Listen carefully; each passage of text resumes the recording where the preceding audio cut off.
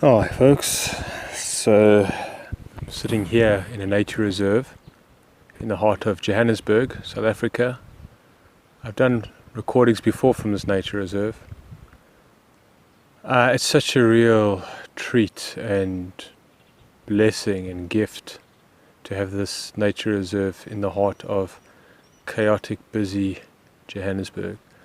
I didn't take my video camera, so I only got my cell phone, which can only do recordings, but I could just show you how still and beautiful it is, peaceful, to just really capture this place. It's complete contrast of what a 15-minute drive from a place of a 15-minute drive. It's a Sunday, so there's a lot of people barbecuing by the dam, and there it's chaotic.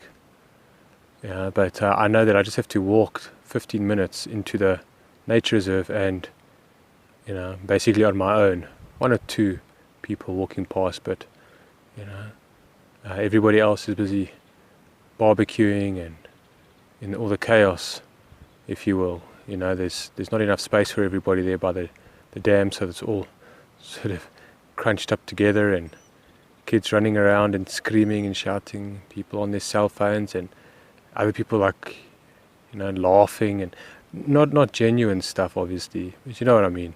So for myself, I park my car and it's just like, can't wait to take just a 10-15 minute walk where there's nobody. It's just amazing how few people will just go the distance a bit further into the nature reserve, and how they prefer just to stay by the dam. I've spoken about that before in previous podcast recordings, but still amazes me.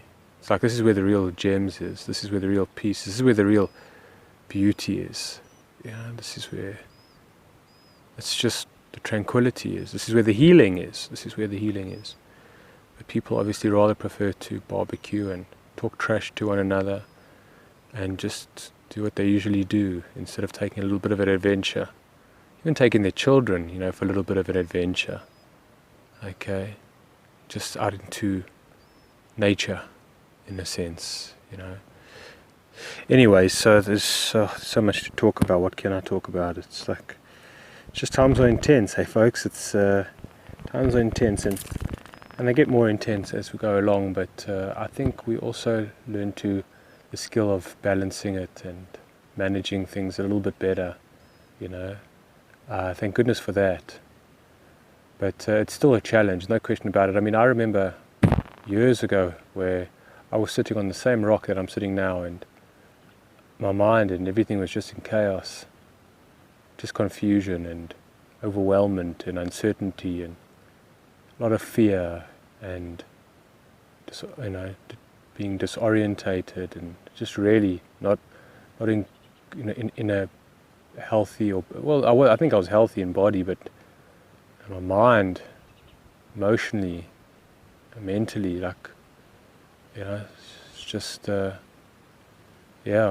also other places throughout this nature reserve where I've escaped to during the week of the busy city when I lived in Johannesburg, and some of the hardest days of my life, just moments, sitting by further down, another half an hour walk into the nature reserve on my own, and just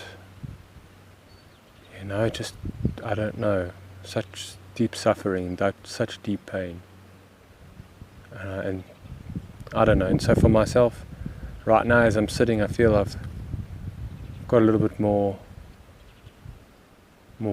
peace, a little bit more ability, a little bit more confidence. Even though it's, I'm able to connect a bit more than I used to be able to. I'm able to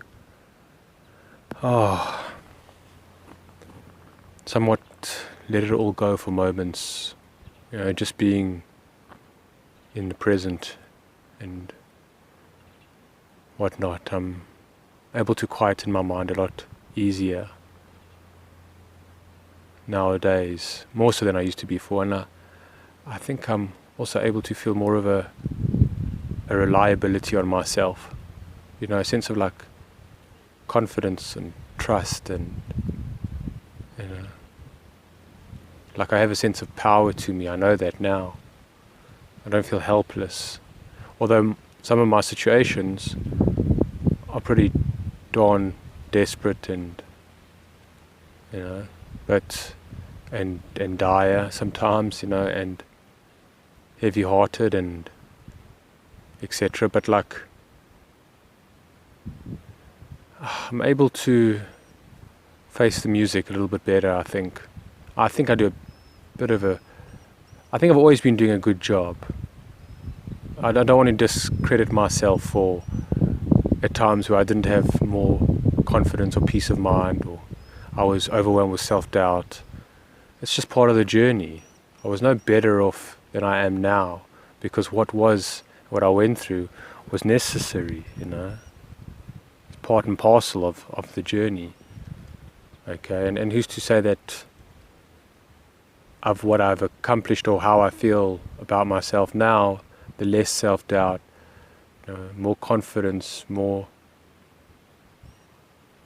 awareness, more heart. Who's to say that I won't be challenged in the near future with something so extreme that I'll find myself again like trying to just keep my head above the water. Okay, you know what I mean? That's what life does. It just tests us. So, okay, I've grown.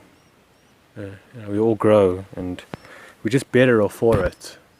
And we're saving our souls every day, hey, in this thing called life, or at least the current world that we're in. Although I think it's always been that way for human beings on this planet. I think we come here and one of our jobs is to save our souls, you know, not become overtaken, not to become hijacked, not to become a puppet on a string, part of somebody else's plan, or, you know, or just even to lose connection to truth. I think people probably from, you know, since we left the cave, have been on that kind of journey, dealing with the ego, dealing with this constant pull, this magnetic pull into the nothingness, into the void, alright, into the emptiness, into the grandiosity, you know, into the pain, into the unresolved traumas, into the mind, you know, pulled into the mind, you know. And so each in an individual, personal level, we all have to deal with that, you know, the discomforts and uncertainties of life, the way that just the very nature of it, you know. Hello, hello, hi. You know, I think there's always been this force, this kind of a darker force, if you will, that has a magnetic pull. It's a vampiristic type of thing. It's like, it's almost as if there's some types of energies or different kind of spirits, in a way, that wish to take hostage or find a place where they can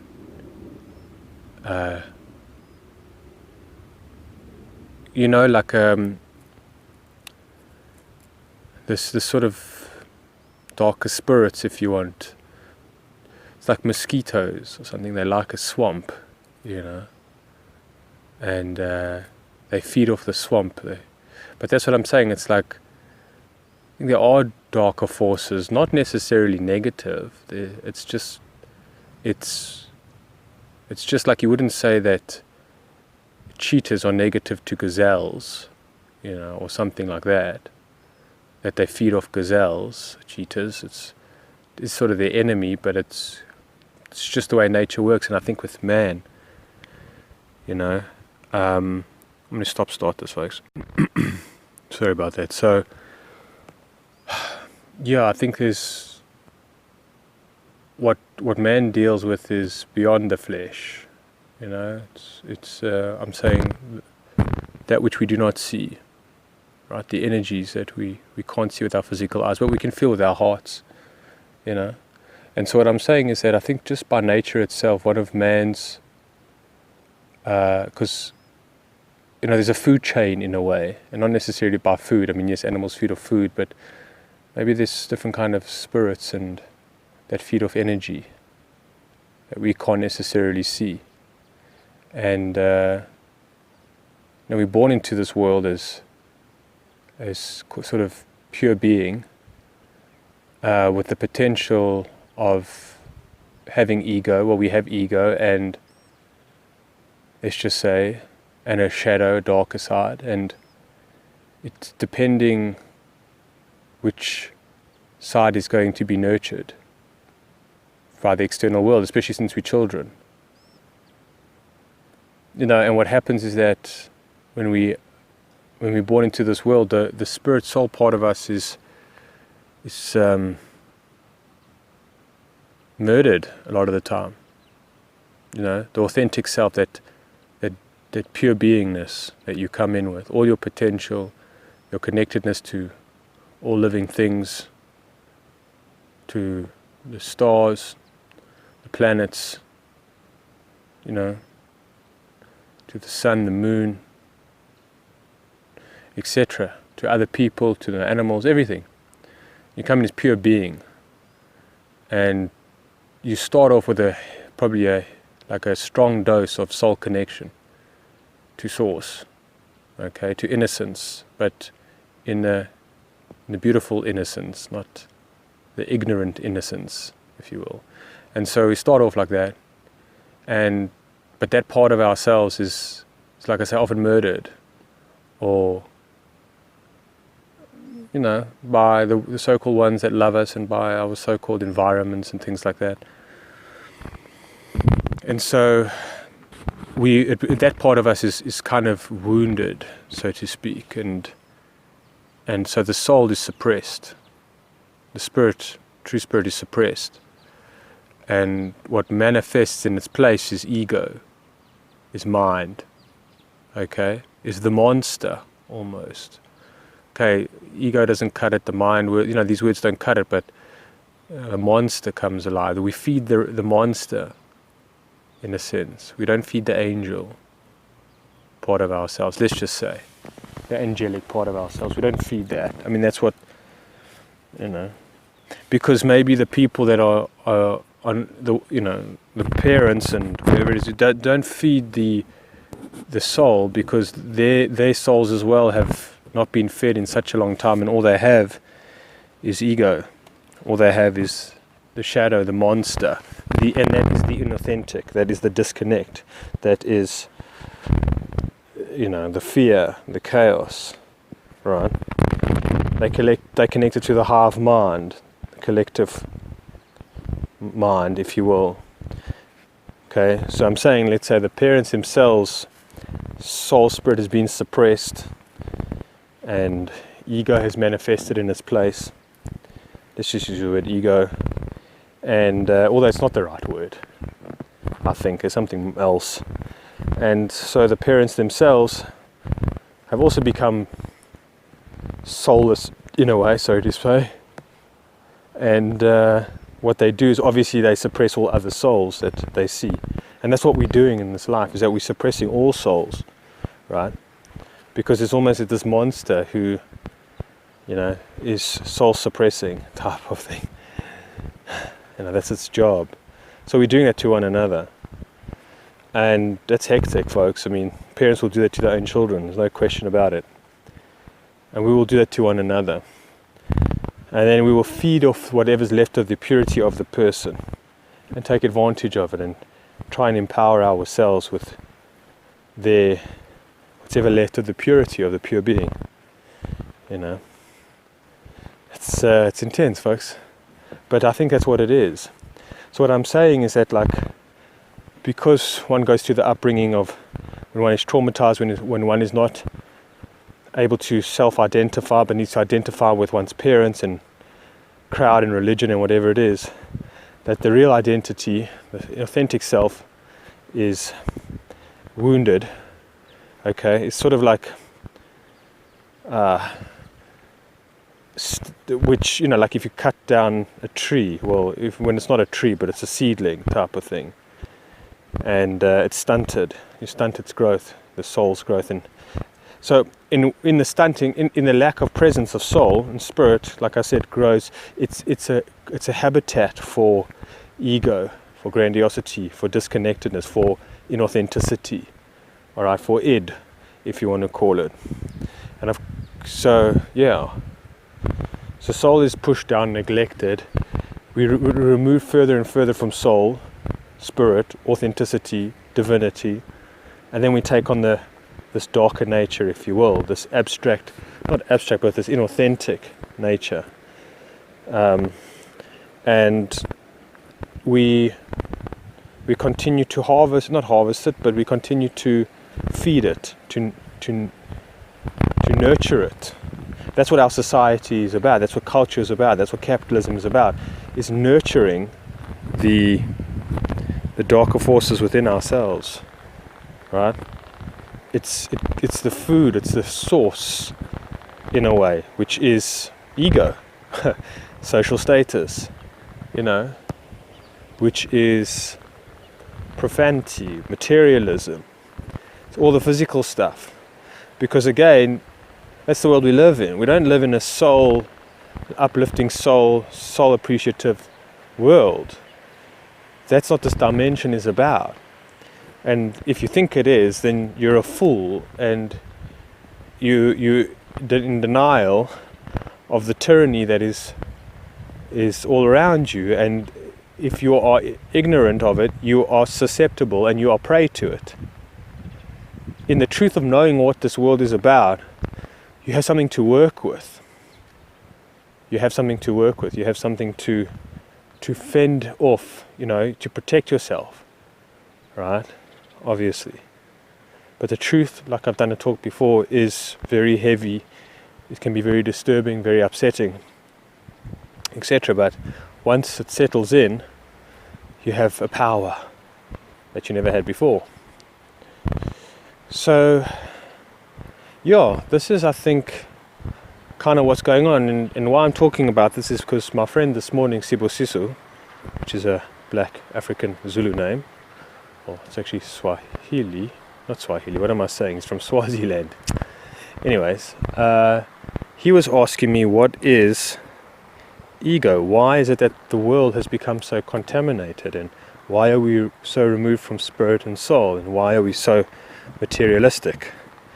And just start this, folks. And so I didn't want to give him a casual answer. I didn't want to give him a superficial answer, what I think, because it's obviously just my opinion. And I can obviously be very incorrect or wrong in my opinion, there's no question about it.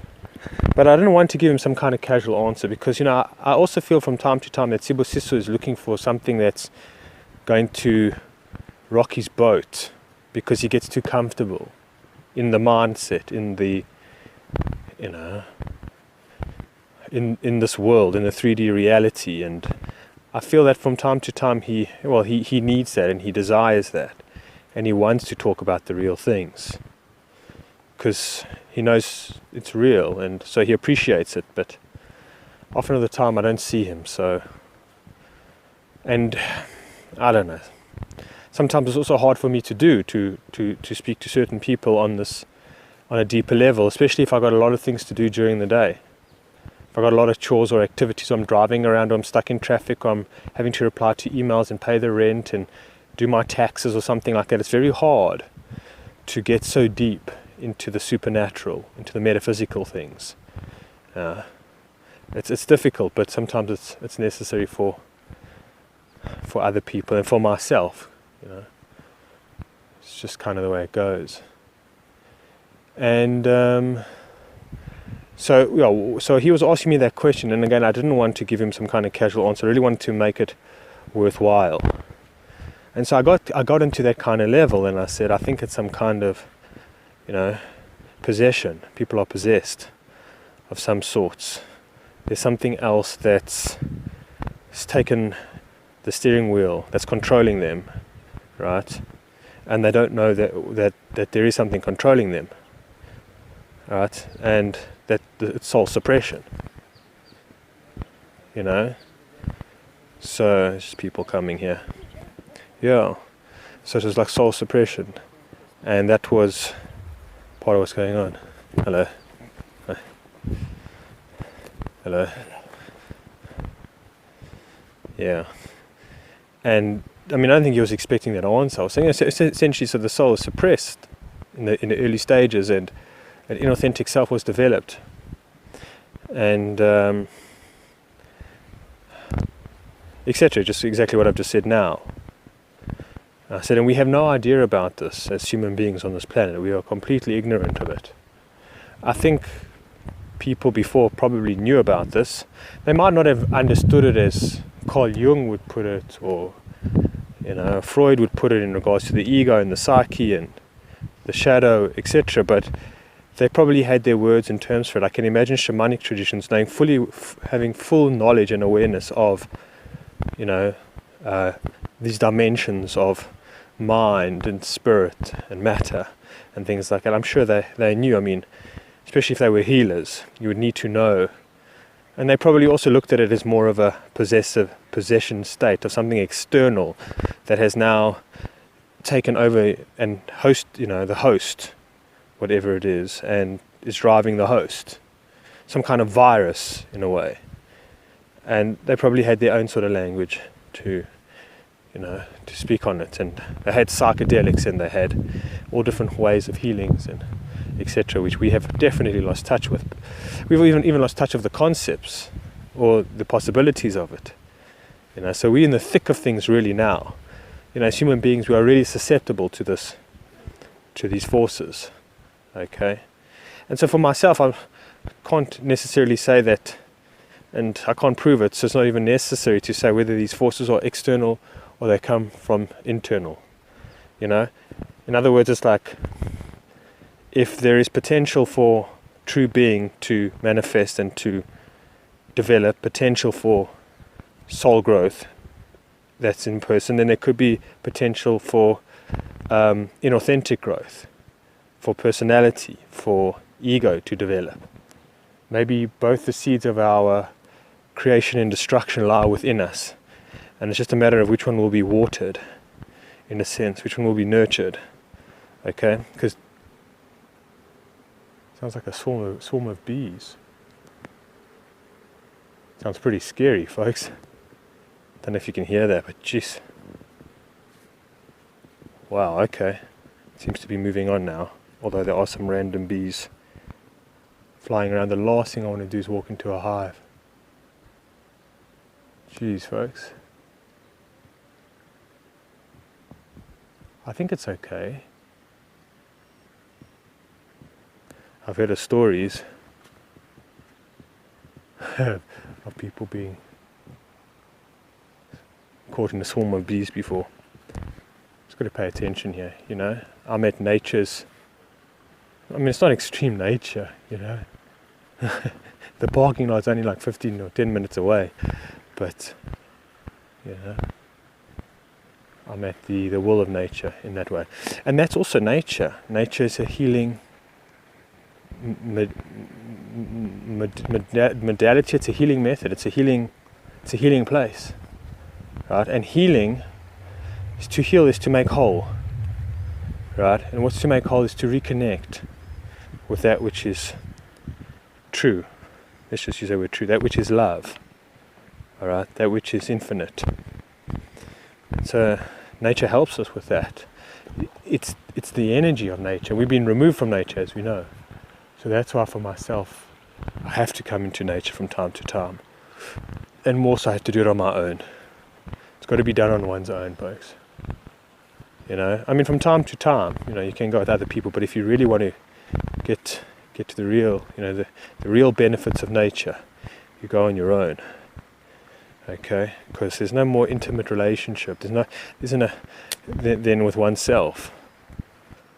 And essentially when you're with other people, you at the same time psychically sharing a certain dimension with one another, and it's not your own private dimension, but that's a whole other thing. Yeah. it's funny, folks, I'm sorry, I'm sidetracking here, but like you must see I'm walking, I've taken my shoes off. People must think this is a thing, and so they're walking past here.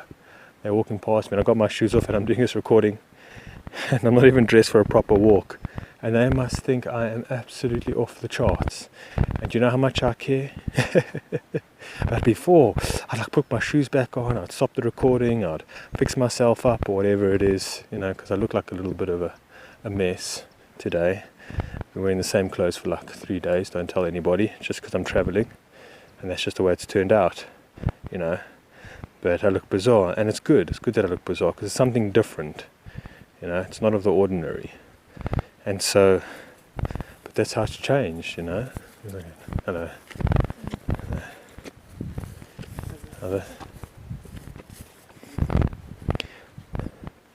Yeah, it's funny. We're scared of one another, I suppose. Like I greeted some of them, but they didn't really greet me back. You heard it was like all mumble, whatever. And it looked like people I could chill with, but it's such a pity that, eh? Such a pity. Like maybe there are people that I can connect with. Maybe they're not. But I mean, here they are, they're walking, they look a little bit sort of my cup of tea, my style or whatever it is. And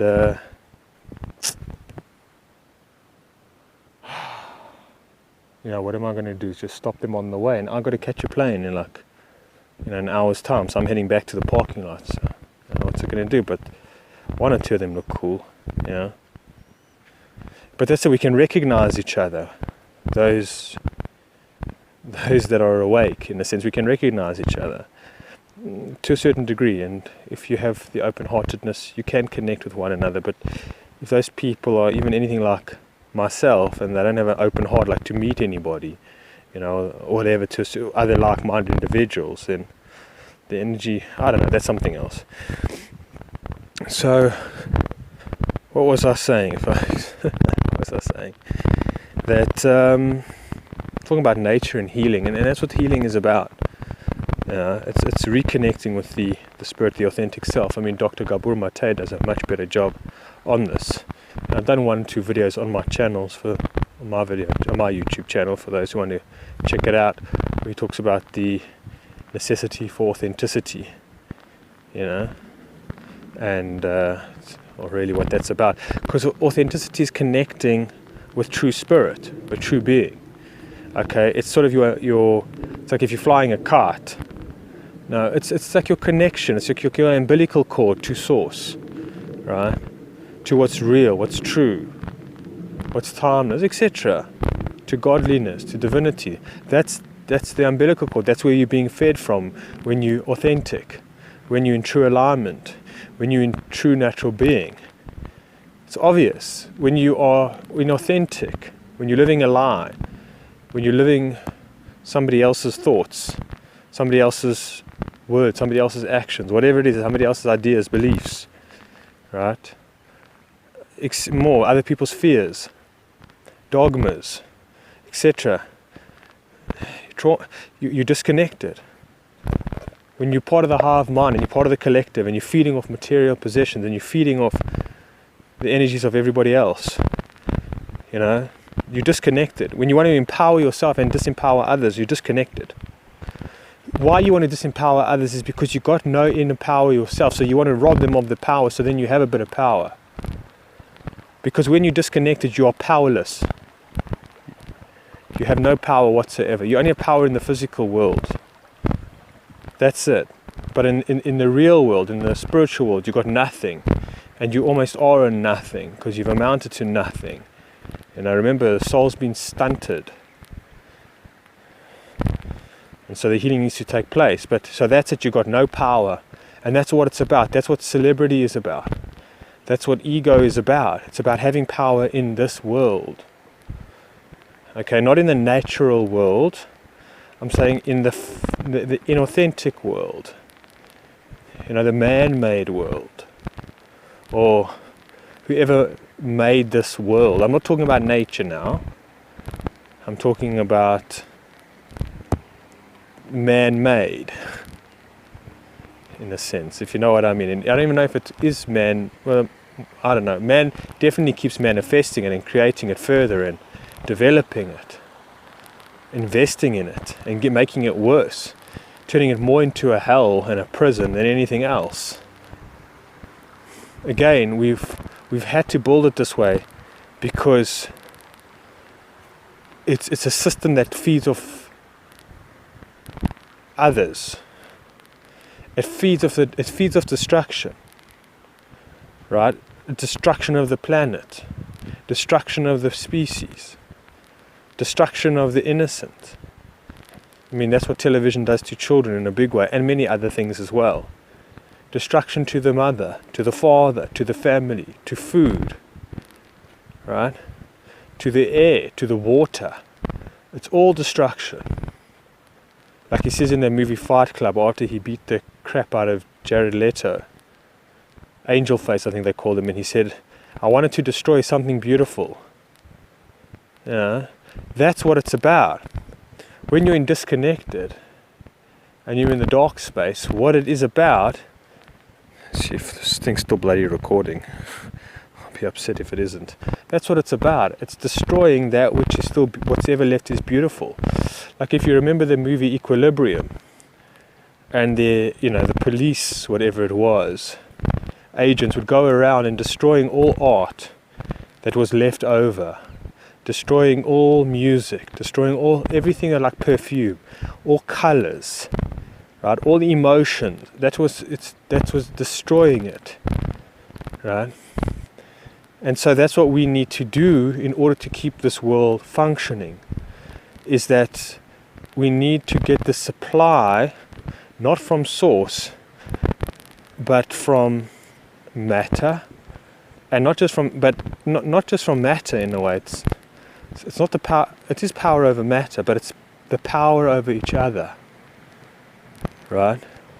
It's even the power over from the mother to the child, or the father to the child. Just because, again, the mother is, or the father, doesn't matter, is operating from disconnect, all right, is powerless, doesn't mean that it will make an exception of not feeding off its own child. You know, there's that famous painting, I don't know if I've got this right, they had it in the movie Wall Street, the new one. I watched it not too long ago, actually, or bits and pieces of it, because it was about greed. You know, Michael Douglas speaks about how greed is good. That's what we taught about in this lie, that greed is good, because it is good for the inauthentic self, or the disconnected self. The greed is good. So it's get as much as you can so you have a sense of power. You see? And so in that movie, I don't know. Don't know if they heard me when I greeted them, but that doesn't matter. So yeah, greed is good, and there's a painting, one of the guy's officers, you know, I remember the one time that the one stockbroker said to the other stockbroker or something, to one guy said to the billionaire, he says, everybody has a number, like they're going for, what is your number? He said, more. And he had a painting on his wall of I think it's a famous painting of some kind of like the mother eating the child, devouring the child, you know, and that's what I'm kind of talking about. It doesn't make an exception. It doesn't make an exception. Now, I don't think we see this in nature. Maybe we do. We see it the opposite way, like with spiders. Apparently, when there's not enough food, the mother spider will offer herself up as food to her children. There probably is certain type of species where they feed off the young. You know, they have birth to the young and then they eat them. I'm sure, but I don't think it's a common experience or something or other. Maybe it is, I'm not sure. But at least for human beings, that seems to be the case. And so that's where the biggest traumas happen. That's where the biggest. Let me start this. Yeah, that's where the biggest, the greatest damage is done, I believe, is under the guise of love. So It's intense, but it's under the impression of love. Mother to a child, best friends, husband and wife. In relationships, a lot of the time, that's where the injustices, that's where the blood is shed. And the thing is that it goes so unrecognized because it's the last place you'd ever look or think to look. But of course it is. I mean, the child is completely molded and conditioned by the age, by its environment, by its parents. It's highly impressed upon, in its youngest years. And so on and so forth. And through the rest of the life of the child, the mother or father just feed off the child. Vampiristic, dragons, in a way. And so that's what I'm kind of talking about and getting at here. So again, it's just coming back, it's like, because you don't have your own true sense of power or connection or something or other, and so it's a void, you have an emptiness, and therefore you need very much to find sources of so-called nutrition. I don't know if you can hear the water, folks. Isn't this wonderful? You need to find your own sources of nutrition, and we find that in the people around us. So that's a system, that's what the world is based upon. That's what it's based upon. That's what this world is about. Not, again, the natural world, but the man-made world, let's just say. The mind world, the Maya world. Okay. Anyways, folks, so yeah, this was just my answer to this guy. And I think a bit further on as well. Again, like I was talking about, just briefly saying again, like social status and how we need to feel that we exist and have other people's attention. Because when we have attention, it doesn't matter what kind of attention we get, then because we have other people looking at us, and it empowers us, right? And not in a healthy way. I'm saying, so we're just so desperate for other people to look at us that we'll do whatever we possibly can. We'll spend whatever money we can to have a social status. That's what a social status is. It's like saying it's creating yourself as a magnet, so to speak, to draw in energy from other people. Of course, it's exactly what I said is about. It's like, the fisherman puts on the bait, on the hook, to catch the fish. So what do is that we blow up identity, we blow up an ego, grandiosity, whatever it is, so other people will look. That's what, if you look at these dramas, or these action films, or horror films, or these blood movies, or whatever it is, that's what people look at, right?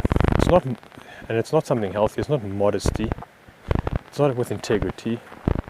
You're watching one of these Quentin Tarantino movies, it's not with nobility, it's nothing. But that's what gets their eyes. That's what people pay attention to, or whatever it is. Or let's say like sex, for example. That's not really honorable. That's not really, with integrity or sacred. The body's not seen as sacred. It's seen as something to be exploited. In a way, something of desire. You see, that's the thing, is so it works on all desire, and desire is the energy. We give desire over. If we look at a celebrity, I desire to be like them, their fame, their beauty, their richness, their importance, etc. I desire to be with that woman or that man because they're good looking. I desire, it's of the flesh. And so we feed each other off desire. And if when you wholesome in your own way, those things your eyes do not fall upon any of that, or you have no interest in it whatsoever. no interest whatsoever. There's just no room for it. You have no desire for it whatsoever. Like, I don't think I have desire for that whatsoever. Anyways, folks, so that was my answer to Sibu Sisu. And almost at the car, so I'll end off now. And thank you for joining me on this walk of mine and sharing the space with me. Magical time we live in, no question about it. Okay, take care and be well.